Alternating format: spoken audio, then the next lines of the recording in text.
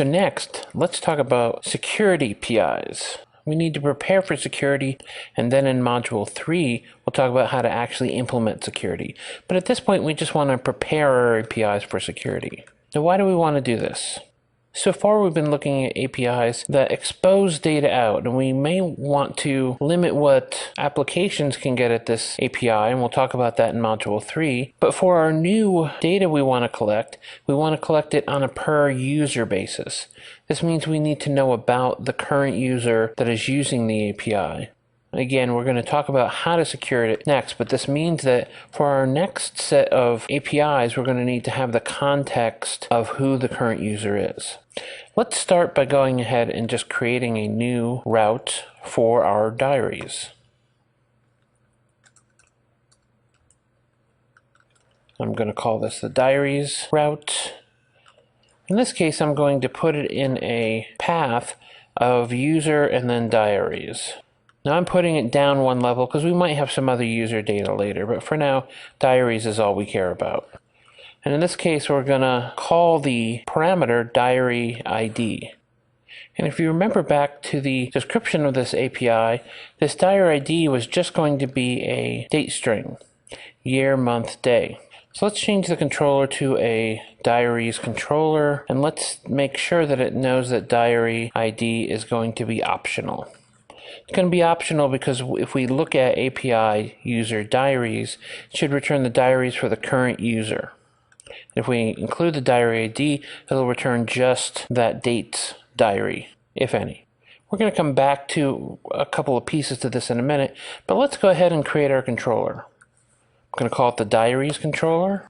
And because we're using the new base class, I'll go ahead and change our base class to the base API controller. And let's go ahead and create our constructor and go ahead and call our base class with the repository so that we're wiring all that together. So that's great. Now we're going to want to implement getting of all of a specific user's diaries. So I'm going to start with this just as object so we can talk about some things, and then we'll get back to converting them to models. Now we're going to start with an empty get because the only parameter in our route is the diary ID, and we've said it's optional, so let's go ahead and implement returning the collection of diaries first. So we can go ahead and get results by calling the repository. Remember, that's part of the base class now. And we can ask for get diaries, and get diaries is going to ask for the username. And this is where it starts to get into the problem of I'm calling this API, but the data that's being returned is going to depend on what the user is. Now I could ask for the user to be supplied to me, but I'm going to want to get into the security pipeline, and so I want to just have a way to get the current user while I'm in this method. I do not want to be passing in the username here because it doesn't guarantee that I've authenticated against that user. So what we'd like to do is be able to get the username from somewhere, and one of the common places you'll see people do this is thread.currentPrincipal.identity.name. And if they're authenticated, that will return a magic string. This works fine, except that it's not going to make our controllers very testable. Because in order to test the controller, we're going to have to then inject a custom principal into the thread for our tests. So this doesn't work really well for me. What I'd like to do is be able to pass in another object that I'll call iCountingK's identity service. And I will create a local variable for that in a minute. Now I could push this down into the base class, but not all of our controllers are going to require the identity service.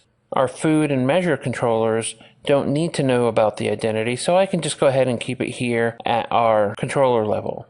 I might create two types of base API controllers, one with identity, one without, if I was doing this more rigorously, but to show you what we're doing, I think this is good enough. Let's go build this and wire it up to Ninject so we can bring it into our project. I'm going to create a new folder called Services, and to this I'm going to add a new class I'm going to call CountingK's Identity Service. So this is a simple implementation of an interface that we're going to extract in a minute. This is just going to have a public property called current user. When someone calls it, I'm just going to return a hard-coded string for now. Later, in the next module, we're going to come back and implement this. But for now, that's going to be good enough that we're just going to return some hard-coded strings so we can start doing some tests.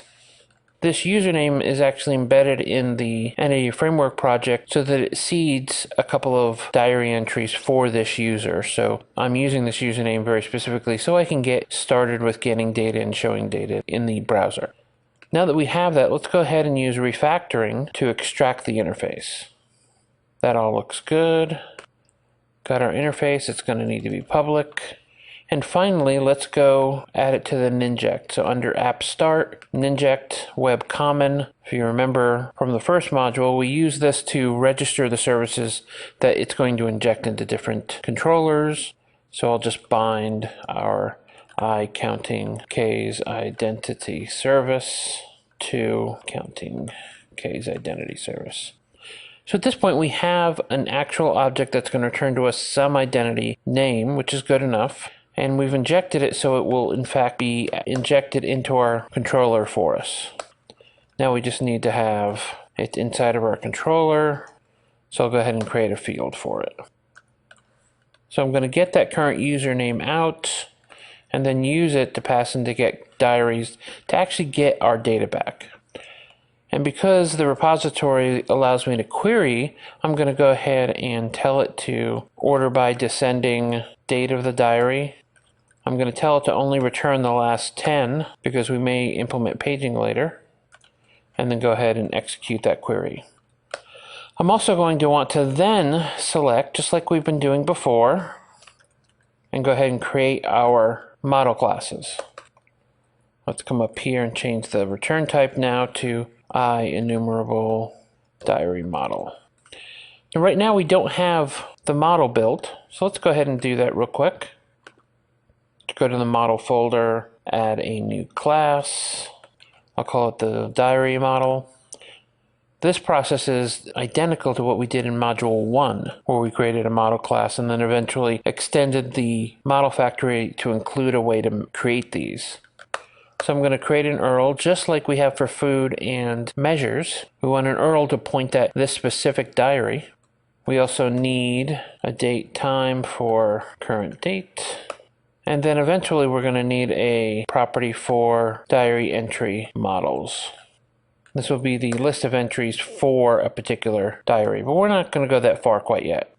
What we want to be able to do is get the URL back and get the date back. So inside of our diaries controller, we can now bring this model class into our project. But notice the create is still complaining because we don't have a create overload for diary and diary model yet. So let's just press period and tell it to create the method stub and F12 to go ahead and navigate over.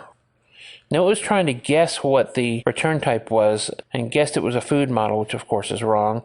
This is going to be a diary model. And then we can just recreate it like we did before. Diary model, URL equals URL helper dot link. So notice that we're creating the link to the diaries based on the diary ID and then the current date. We're not using the ID in this case. We're going to actually specify per current date, which means we're going to have to protect it from creating duplicate diaries for a specific date. We can assume that our database is already set up that way. So we now can go ahead and create our diary models from our diary. So we go ahead and run this and change this to user diaries. So it can't find the resource. Let's find out why.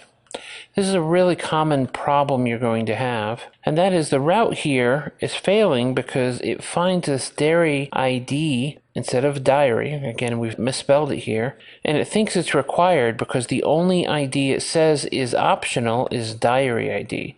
So these have to have exactly the same name. So if I'm lucky and I fix that, we're now getting our diary.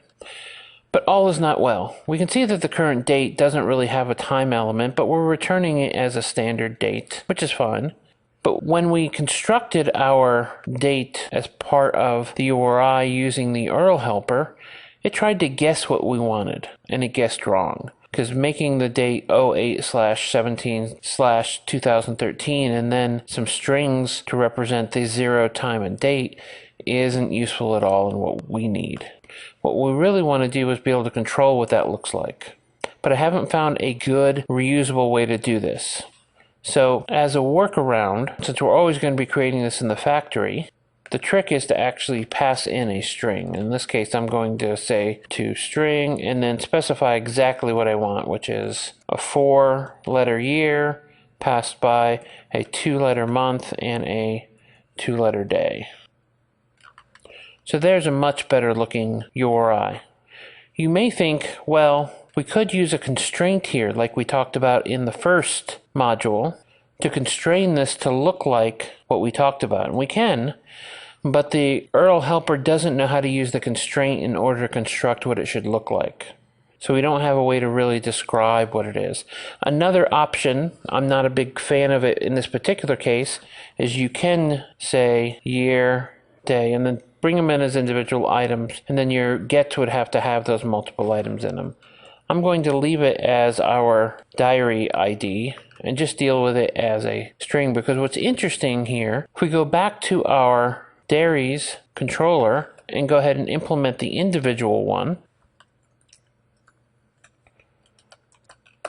notice that the name of the parameter is diary ID, but I'm telling it it's a date time. So it's going to attempt to convert it into this date time. So that's why that format ends up being important. Let's copy this little piece for now. I'll go to the repository and get diary. And in this case, the diary requires the username and the date. So I'll just use the diary ID. And here's where we start to get into some of the complexities. What if the result is null? If the result isn't null, then it's easy. We can just say the model factory.create result and be done with it, right? But if it's null, we don't want to just return null, and certainly passing in null here is going to cause a problem. This is where we don't actually want to return the entity type. We want to return a special type of object called an HTTP response message. This HTTP response message allows you to wrap what the result type is and then have a little bit more control over what the status code is. So if we say return request.create response, this will return an HTTP response message for us, and then we can just say status code equals not found. But that also means we have to change it here to say create response HTTP status code.OK and pass in the result as the second parameter. So this gets serialized into the body of the message, and this gets put into the header as the status code that was returned. And this is the right thing to do when developing an API. You want to return good, useful status codes. Returning null or empty results and having them infer what that means isn't useful. You really want to be leveraging these HTTP status codes wherever possible. And you're going to see as we implement the rest of the API, we're going to use it quite a lot. So if we go to this individual diary, we can see it's now returning just that diary based on that string that represents what is the ID for that individual diary. But if we go ahead and change the date to a date that isn't there, let's look at the debugger real quick, or the console window, and refresh. You'll see that it's actually returning a 404.